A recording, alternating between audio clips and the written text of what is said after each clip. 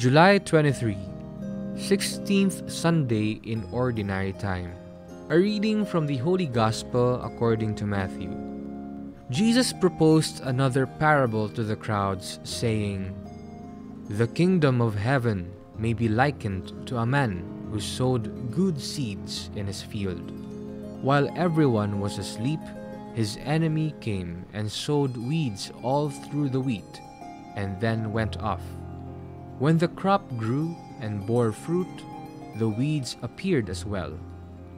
The slaves of the householder came to him and said, 'Master, did you not sow good seed in your field? Where have the weeds come from?' He answered, 'An enemy has done this.' His slaves said to him, 'Do you want us to go and pull them up?' He replied, 'No. If you pull up the weeds, you might uproot the wheat along with them. Let them grow together until harvest. Then at harvest time, I will say to the harvesters, "First collect the weeds and tie them in bundles for burning, but gather the wheat into my barn." He proposed another parable to them. "The kingdom of heaven is like a mustard seed that a person took and sowed in a field. It is the smallest of all the seeds, yet when full grown, it is the largest of plants. It becomes a large bush, and the birds of the sky come and dwell in its branches." He spoke to them another parable. "The kingdom of heaven is like yeast that a woman took and mixed with 3 measures of wheat flour until the whole batch was leavened." All these things Jesus spoke to the crowds in parables. He spoke to them only in parables to fulfill what had been said through the prophet, "I will open my mouth in parables. I will announce what has lain hidden from the foundation of the world." Then, dismissing the crowds, he went into the house. His disciples approached him and said, "Explain to us the parable of the weeds in the field." He said in reply, "He who sows good seed is the Son of Man. The field is the world, the good seed the children of the kingdom. The weeds are the children of the evil one, and the enemy who sows them is the devil.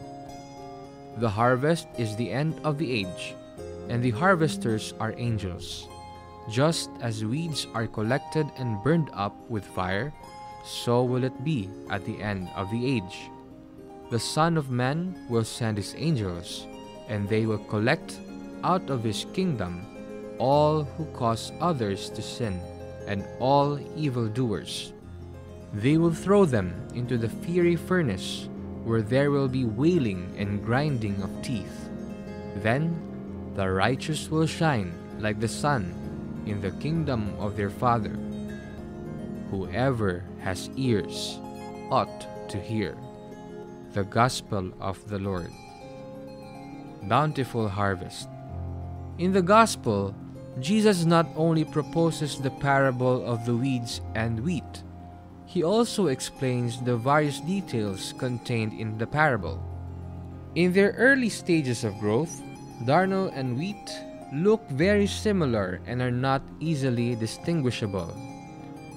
People around Jesus clamor to pull up right away the darnel of the world and to retain only the wheat in God's farm. Jesus decides against rash judgment and merciless action and proposes instead to give sinners the chance to be converted. He teaches us to be tolerant and patient towards others' misdeeds, thereby inviting us also towards self-introspection instead of pointing accusing fingers at others. There is widespread belief among the Jews that when the Messiah comes, all the wicked people will be burnt up by fire from heaven. Even John the Baptist, the Lord's herald, supports this view. His winnowing fan is in his hand. He will clear his threshing floor and gather his wheat into his barn, but the chaff he will burn with unquenchable fire." Some contemporaries of Jesus wonder why he does not sanitize the world, get rid of tax collectors and sinners, and associate only with the pure and the holy. The Essenes at Qumran have this goal in life. The Pharisees are the so-called separated ones. They keep distance from sinners for fear of uncleanness. Not afraid of any kind of contamination, Jesus does not speak of fire meant to burn sinners. Rather, he welcomes them to his circle. He reaches out to them and makes them experience his mercy and forgiveness. We cannot do anything less than follow Jesus' patience and tolerance towards our neighbors and ourselves.